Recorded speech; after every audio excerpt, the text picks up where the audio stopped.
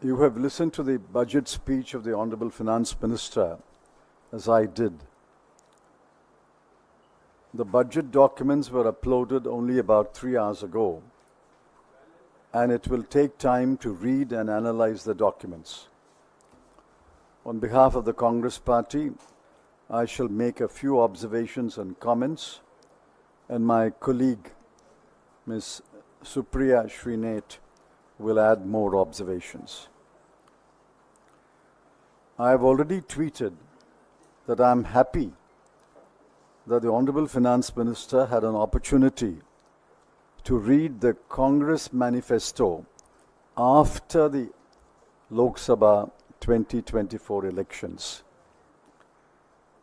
She has virtually adopted the ideas underlying our proposals on employment-linked incentive ELI scheme,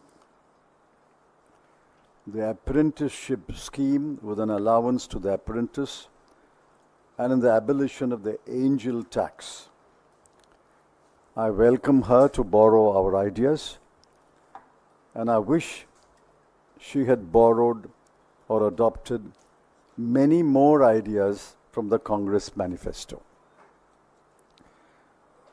This morning, I had created a template to comment on the budget.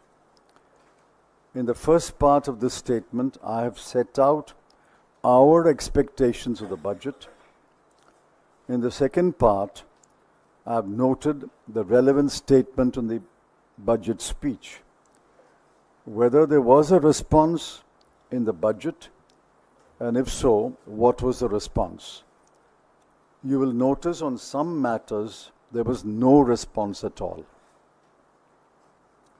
First, unemployment. According to CMIE, the All India unemployment rate is 9.2%. The response of the government is too little and will have only little impact on the grave unemployment situation.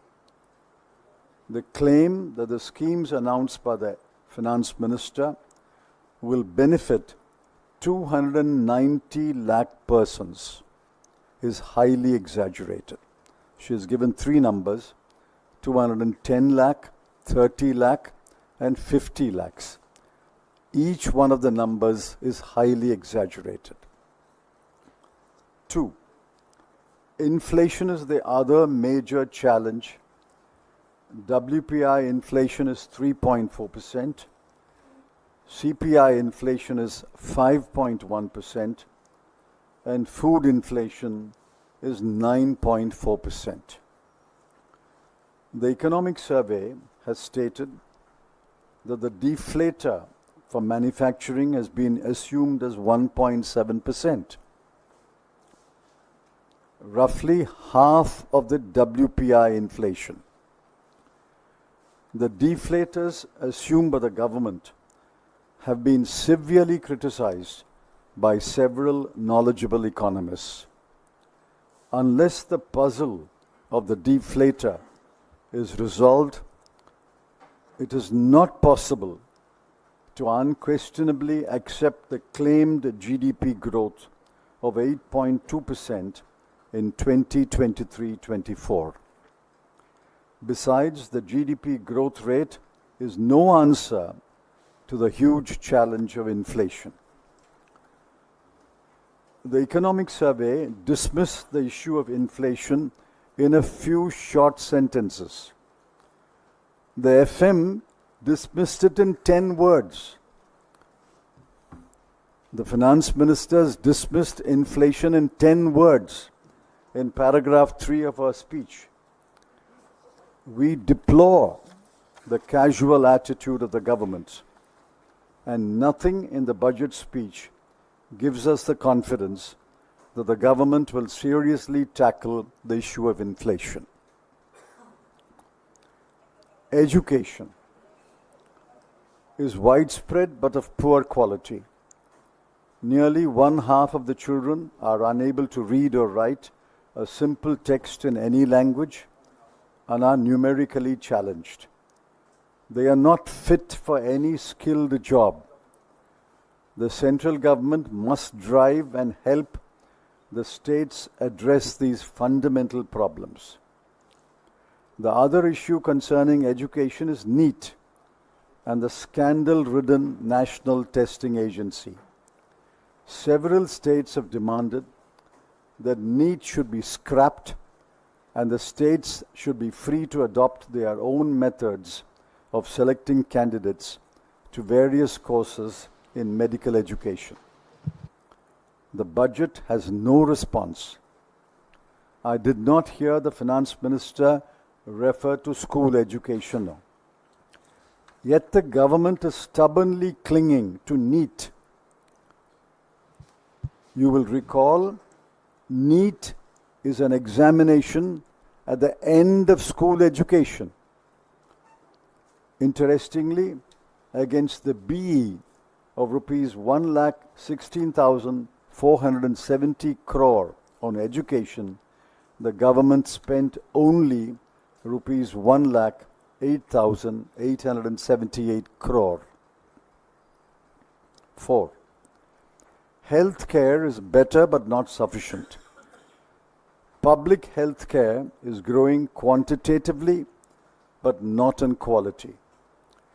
Out-of-pocket expenditure is still about 47% of total health expenditure.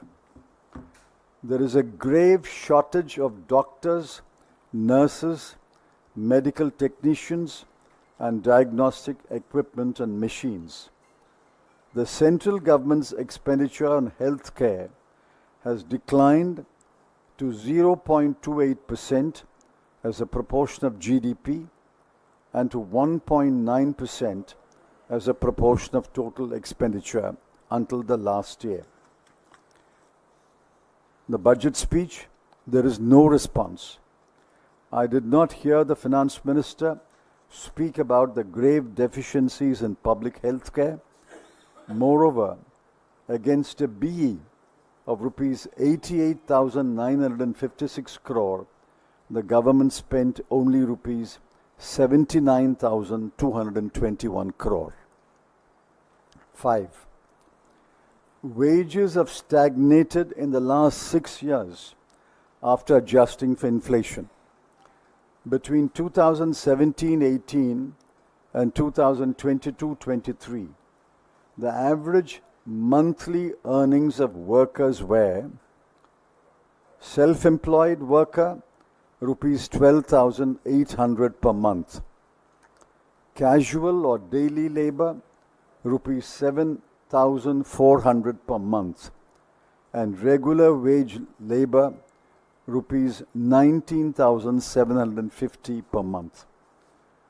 We demand that the minimum wage should be fixed at rupees 400 per day for every kind of employment. While some relief has been given to the tax-paying citizen in the 0 to 20% tax bracket, no relief, I repeat, no relief at all, has been given to the poorer sections of the people, especially those who are non-tax-paying wage laborers and casual daily laborers. The government seems to be blissfully ignorant of its own statistics that wages have stagnated in the last 6 years while inflation is raging, and such workers are not paid a decent minimum wage. 6. Farmers are mobilizing to protest.